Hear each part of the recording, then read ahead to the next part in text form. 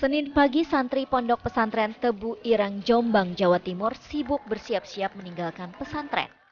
Berbagai bekal dibawa para santri karena mereka akan pulang kampung selama libur Idul Fitri 1444 Hijriah.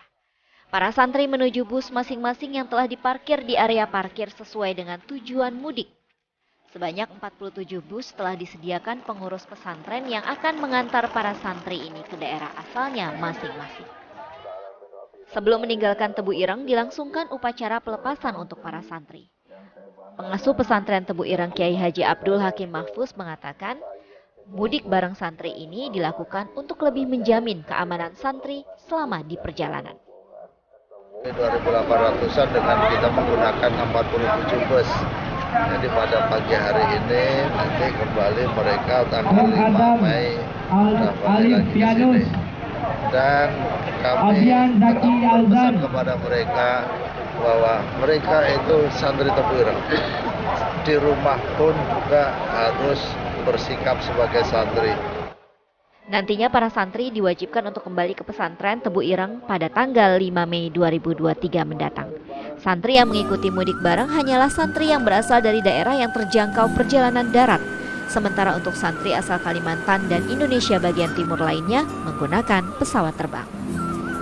Dari Jombang, Jawa Timur, Umar Sanusi, TV One mengabarkan. Kalau kita saksikan tayangan tadi bagaimana kesibukan mereka-mereka yang sudah siap untuk melakukan mudik ya atau bahkan sudah mulai mudik, termasuk juga Anda mungkin yang sambil santap sahur sudah mulai memikirkan nanti akan kemana, lewat mana, mampir di mana, makan apa, buka di mana. Boleh-boleh saja, silakan saja. Mudik memang tradisi yang baik, tapi kalau beralasan demi gengsi, nah itu menjadi cerita yang lain lagi. Silakan dilanjutkan Ustaz. Ya, tadi saya pengen sampaikan tuh Mas Hilbram. Iya. Yang penting niat kita baik, nyenangin orang tua semampu kita, tidak memaksakan, bukan karena gengsi dan lain-lain. Tapi kalau dikomentarin orang kita flexing dan seterusnya, ya itu ya orang bebas karena orang punya mulut dan lisannya masing-masing. Iya. Tetapi kita juga punya telinga dan kolbu yang kita berhak mengkondisikannya. Oh, saya husnuzon sajalah sama orang. Jadi sampai Imam Al-Ghazali mengajarkan kita jangan buru-buru kasih komentar dan ngejudge orang. Kata Imam Al-Ghazali, kalau kamu mencium bau mulut orang lain, bau mulutnya bau anggur, jangan buru-buru menjudge kalau dia sedang atau baru selesai minum khamar, minum minuman keras. Jangan. Boleh jadi kata Imam Al-Ghazali, dia baru kumur-kumur doang, habis itu dia buang. Madmadah. Dia kumur-kumur, dia buang. Bukan dia minum. Kamu baru boleh menjudge dia peminum khamar kalau dia betul-betul kamu lihat dengan mata fisik kamu sedang minum khamar dan menelannya. Sampai segitunya ulama mengajarkan kita agar tidak buru-buru memberi komentar. Sekarang kan zamannya medsos nih. Betul. Orang buru-buru nge-share komentar, buat status tanpa kemudian memikir komentarnya benar atau tidak. Betul. Orang susah membedakan antara free of speech atau hate speech. Ini mana nih? Iya. Saking bebasnya kita bermedia sosial. Ya, oke. Baik, terima kasih. Saya ingin ke Gusan. Ini sesuai dengan topik, kembali lagi ke topik ya Gus ya. Nasihat mudik ini demi silaturahmi atau demi gengsi. Ada orang yang mengatasnamakan gengsi itu sebagai apresiasi diri. Misalnya dia sudah bekerja keras, dapat rezeki, maka dia beli perhiasan. Dipakailah perhiasan pada saat mudik. Itu tujuannya bukan untuk sombong, tapi mengapresiasikan dirinya sendiri. Kalau seperti itu bagaimana? Ya, jadi kita ini topik pembicaraan kita ini seperti dua mata pedang. Yang tergantung siapa yang mendengarkan.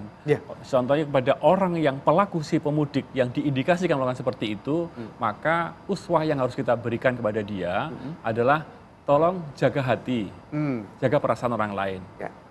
Tapi kepada orang yang selama ini belum mampu dan hanya melihat saja orang seperti itu, tolong silakan husnudon.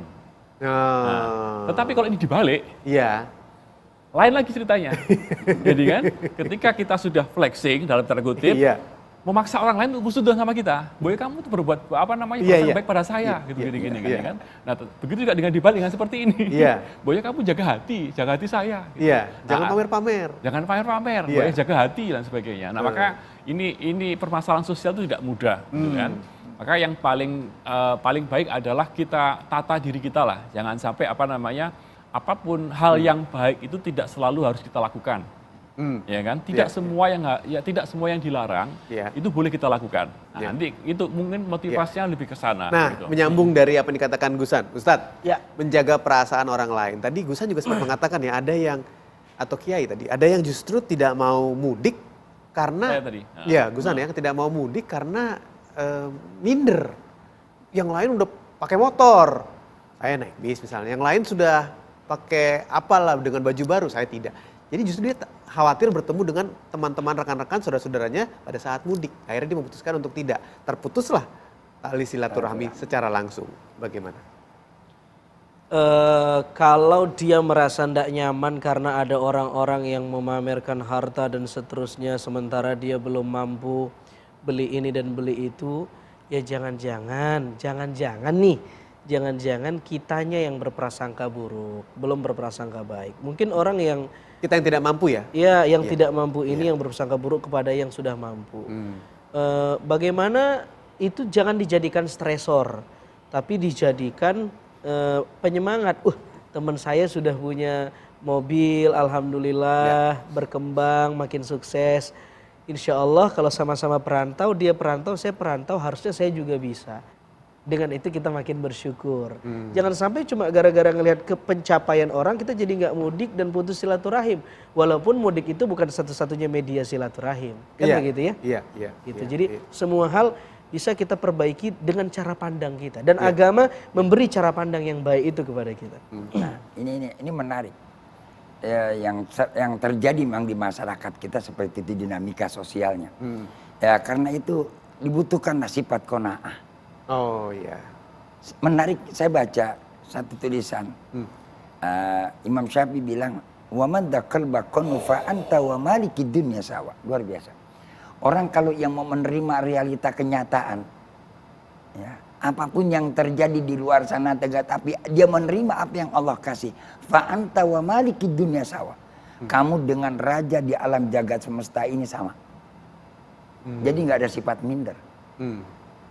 Begitu kita melihat seseorang yang lebih baik daripada kita, faskurullah.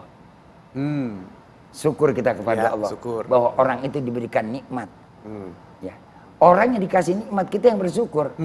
Dia belum tentu dapat pahala, kita yang bersyukur dapat pahala. Masya Allah. Kenapa kita udah mengucap Alhamdulillah Gusan udah ganti mobil, tambah istri. Allah. Itu luar biasa. Kembali ke Mbak Fitri. Saya tidak berkomentar. Begitu. Jadi nggak usah dikomentari. Memang realita kenyataan begitu. Realita tuh. Realita. Iya. Nah ini kan kita gira kan. Oke. Walaupun Gusan Gawat yang di Jawa Timur gawat. Oke. Tahan. Cukup. Kita akan lanjutkan lagi pembahasan dengan topik yang lain sesaat lagi. Jangan kemana-mana.